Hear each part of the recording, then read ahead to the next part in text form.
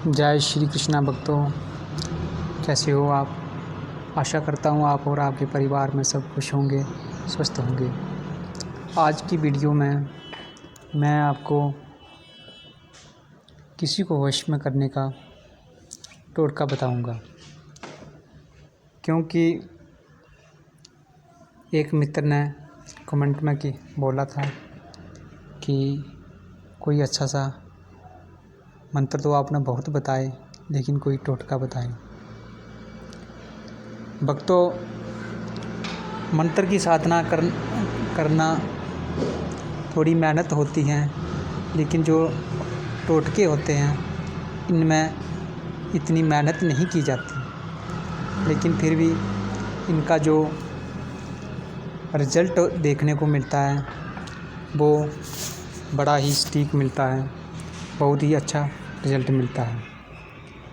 आजकल जे टोटके लोग ऐसे किसी को, जो गुरु साधु संत हैं, वो किसी को बताते नहीं, क्योंकि ऐसे टोटकों का दुरुपयोग होना 100% बात है कि दुरुपयोग होगा। लेकिन मैं गुप्त से गुप्त जितने भी टोटके और मंत्र बता रहा हूँ, मैं सभी आपसे पहले से ही बता चुका हूँ कि कोई भी विद्या है वो जनहित कल्याण के लिए होती है। जब उसका दुरुपयोग किया जाता है तो वही विद्या उसके लिए अभिशाप बन जाती है। सीधा हम टॉपिक पर आते हैं कि आपने करना क्या है। पहला मैं आपको एक टोटका बताता हूँ। अगर कोई स्त्री है, अगर वो पुरुष को, अपने पति और उसका पति उससे प्रेम नहीं करता या अपने घर की जिम्मेवारियाँ नहीं निभाता, तो स्त्री इस तरह से इस टोटका को करे।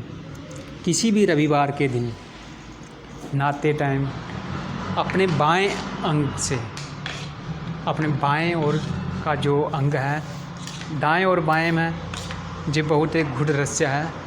आपने नारेश्वर का रूप देखा होगा, तो इंसान ही नर नारायण है। तो नहाते टाइम क्या करना है, अपने बाएं अंग से मैल होती है, जो मैल अपने शरीर की, नाक, कान, अपने पूरे जिस्म की मैल रगड़ रगड़ के, जैसे कि गर्मियों के दिनों में जब पसीना आता है तो मैल की बत्तियां बन जाती हैं पसीना ठंडा होने के बाद। तो बस आप वो मैल अपने बाएं अंग से इकट्ठी करके थोड़ी सी, वो आप किसी भी मीठी चीज़ में, खाना खाने में मिला के दे सकते हो, चाय में दे सकते हो, किसी में भी आप जैसे भी जिस तरीके से भी आप जिस पुरुष को खिलाओगे तो वो पुरुष सारी ज़िंदगी भर आपकी गुलामी करता फिरेगा। लेकिन आप ऐसे आजमाने के लिए इस टोटके का प्रयोग कभी ना करें, क्योंकि ये 100% नहीं 1000% कई बार का आजमाया हुआ है। तो आप ऐसे इसका मजाक लेने के लिए या इसकी ट्राई करने के लिए, एक्सपेरिमेंट करने के लिए इसका प्रयोग कभी ना करें।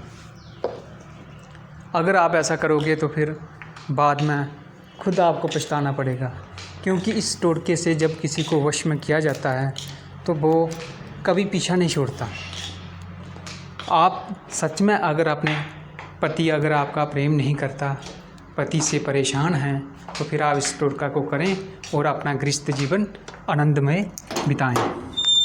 और किसी के पास कोई आपने टोना टोटका करने की कोई ज़रूरत नहीं, किसी के पास तांत्रिक के पास जाने की कोई ज़रूरत नहीं।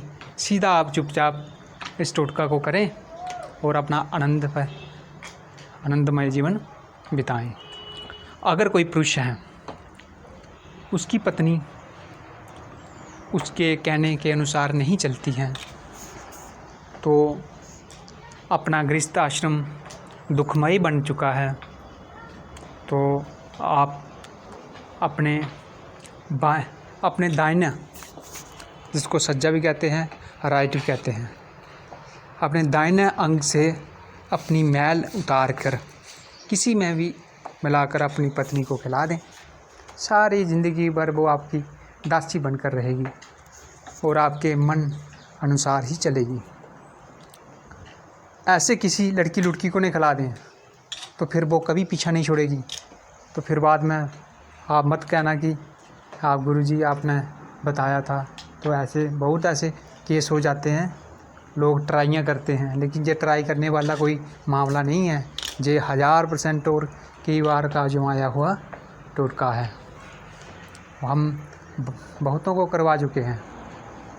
तो इसके साथ एक टोटका और भी है। अगर आपका कोई बॉस या कोई आपका मालिक जिसके आगे आप काम करते हैं, जहाँ आपका कोई भी पुरुष हो सकता है जो आपकी बात नहीं मानता और आप उससे अपना निजी कार्य निकालना चाहते हैं, तो आप रवि पुष्प योग जब भी आए तो आप लाल रंग का जो अपमार्ग होता है, चिचड़ा भी कहते हैं उसको, कांटेदार होता है, तो उस जो पेड़ की छोटा सा पेड़ होता है, आप सर्च करके नेट में सर्च करके देख लेना, तो बहुत होता है वो सड़कों के किनारे, आम पेड़ है, पूरे भारत में पाया जाता है। इसको चिचड़ा भी कहते हैं, अपमार्ग भी कहते हैं। तो जिस दिन रवि पुष्प योग हो उस दिन से एक दिन पहले जाकर एक पानी का लोटा ले जाएं, कुमकुम ले जाएं, थोड़े चावल अक्षत ले जाएं, धूप दीप ले जाएं और मोली लाल धागा से बांधें उसको और उसको नियोता दे के आ जाएं। चावल पुष्प डालें उसके ऊपर, तिलक लगाएं और उसको धागा बांधें और उसको प्रार्थना करें कि मैं अमुक कार्य के लिए, जिस व्यक्ति के लिए लेना है, मैं उसको वशी करने के लिए आपको कल लेने आऊँगा। तो आप अपने पूर्ण शक्ति के साथ मेरे घर चलें। इतना करने के बाद आप दूसरे दिन जाएं, तो जब रवि पुष्प योग लग चुका हो तो एक झटके से ही पहले उसकी पूजा करें, फिर एक झटके से ही आपने जड़ समेत उस पेड़ के पौधे को उखाड़ना है और उखाड़ कर आपने फिर ज़मीन से टच नहीं करना, उसको सीधे घर आ जाना है, पीछे मुड़ के कभी ना देखें। घर आकर उसको पहले पानी से धोएं, पानी से धोने के बाद फिर आपको गंगा जल से धोकर उसको अपने पूजा कक्ष में रख दें। जब भी आपने किसी व्यक्ति से कोई काम निकालना हो तो छोटा सा उसका पीस टुकड़ा लेकर किसी भी खाने वाली चीज़ में उसको खिला दें, तो वो आपके मनानुकूल चलना शुरू हो जाएगा। तो इसी के साथ भक्तों मैं इस वीडियो को विराम देता हूँ। जय श्री कृष्ण।